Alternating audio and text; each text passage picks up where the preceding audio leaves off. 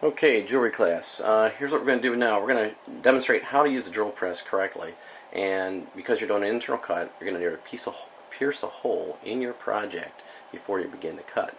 So in order to do that, I'm here in my shop at home to show you a little bit about how to set up everything for the drill press.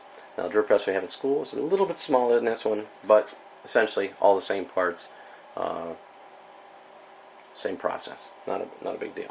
Okay, first thing I have, let's talk about the drill press and the parts. Okay, this is the handle that brings the head of the drill press down. Okay, and this area, this is called the chuck, and in here you see a little drill bit. And on the other side, on the far side, there's the on-off switch over here. I can turn on, off.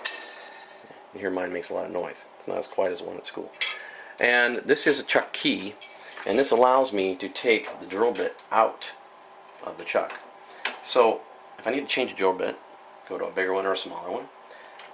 Okay, I can loosen this up, and sometimes you do it by hand. There it goes, it fell right out. So there it is. Now you'll notice I have a board underneath the drill press, or underneath the drill bit, and I do that because it keeps the metal from punching out at the back. Okay, especially when the drill bit gets a little bit worn. And it protects the base of the drill press at the same time. Now, you'll see I put it back in. I'm going to turn this chuck key clockwise. Righty-tighty, lefty-loosey. Okay, a couple turns, a couple more turns. And I want to tighten it, sometimes turning it a little bit, tighten it, turn it, and tighten it. And make sure it's nice and steady. You can turn it on and off once. Check to see that it's not wiggling at the bottom. If it's wiggling back and forth, you don't have the drill bit in tight enough. Does that make sense? Okay. So now again, this is my handle to bring it down. And when you use a handle to come down and enter the metal, you want to use it with thumb tip pressure. In other words, I don't want to use my whole hand and jam it down. You will break the bit. Okay, guaranteed. Now, one of the things that you're going to do to begin this is you'll need a punch. Okay, metal punch. The ones we have in class are brass colored on the top. Okay, try not to adjust the top. I have these already set for the adjustment what you need, and the point is it's pretty sharp, so be careful. And it's an automatic punch, and what it does, it just makes a dimple in the metal, and the dimple is a place where the drill bit may actually enter the metal without sliding out of place. If you don't dimple it first, the drill bit will go down and it'll spin and kind of twist out. When it goes like this and it's spinning, it snaps it right off. So I want to get this lined up, and I happen to have to put the horn of the buffalo in here, and so right in this space right here I have a horn to put in. I need a hole right there, and I'm going to push down until you hear a click. Okay, and what that just did is created a dimple. When I bring it forward, you might be able to see the dimple, just a little dimple through the paper. There it is. And on the back you can actually feel the dimple sometimes.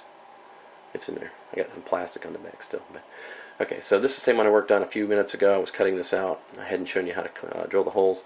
I'm going to drill this hole, and then I'm going to do some up close holes so you can see the drill bit entering the holes. Alright, step one, I need to lubricate this drill bit. This is Pro Cut, and we have this in class. That's what you're going to use. Get on the bit. Just get a little bit on the end. You don't need very much. It's a lubricant. It just keeps the metal from getting hot. It's kind of like a cutting oil. That's what it's going to do.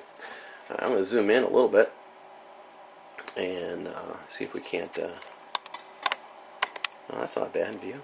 Okay. Alright, so there you can see it. And you'll actually see thumb tip pressure. As I come down, you see my thumb maybe getting in the way a little bit. Okay.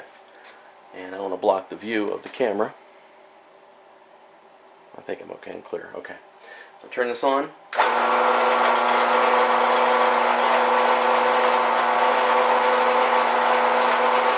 And slowly enter. You'll see little strands of metal coming up.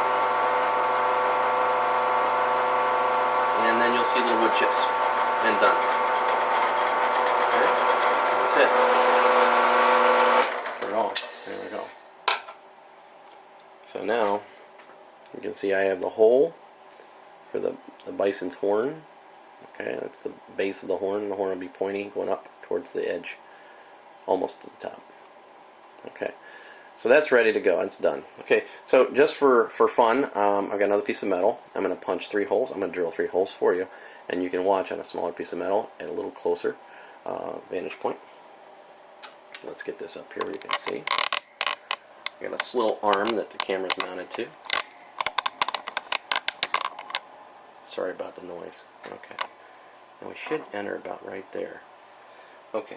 So I'm going to hit this 3 times with a punch. I'll do 1 hole here, one in the middle, and 1 on the other end. 3 holes. And we'll begin. I have enough Pro Cut probably on there, but let's add a little more. Okay. Here we go.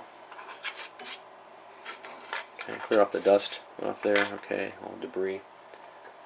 Turn this on. I'm going to reach over the camera. Hopefully I won't hit the camera.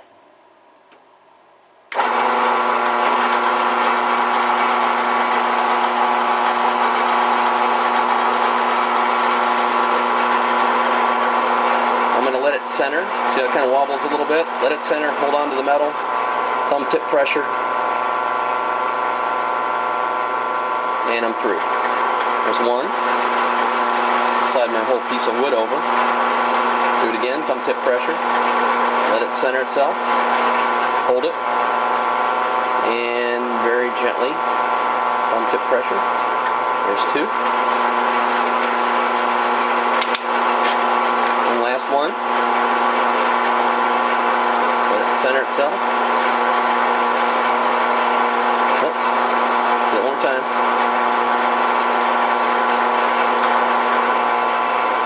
And there we go. It's almost through. And done. Now, turn off the machine. What you'll notice is that I have three pierced holes. See what focuses, there it is. And on the back, you'll see there's a subtle burr. And that just is telling me one thing, that the drill bit's probably getting a little worn. And when you start getting big burrs, you should just change the drill bit. So you'll get with me and ask for another drill bit, and I'll get you another one. I'm trying to remember the size of this drill bit. It's quite small. It's somewhere in the neighborhood of a 5/64, I believe. 5/64 of an inch. Okay. Now, I'll take a bigger drill bit. This is a little way, if you there's some deburring tools, but this is a nice way to do it. Just use a drill bit, a bigger drill bit, and spin it by hand, and it gets rid of the burr. Takes the burr right off. There it is. I'll do another one, and 1 more. And there's some really cool things to doing holes and drilling. If you get good at it, can make that part of the design. So I have one that's not quite finished. This is a stone that I'm working on. I got the stone in here just temporarily. But that's a bezel with a stone. And you can see I've got the holes drilled. And I just made little bubbles all around to kind of match the patterns in the stone. And I need to make a bezel or a bail for this yet, and polish it, sand it, polish it, and get it cleaned up. But there it is. It's part of the design. Use the holes as part of the design. Okay, and I'll stop right there.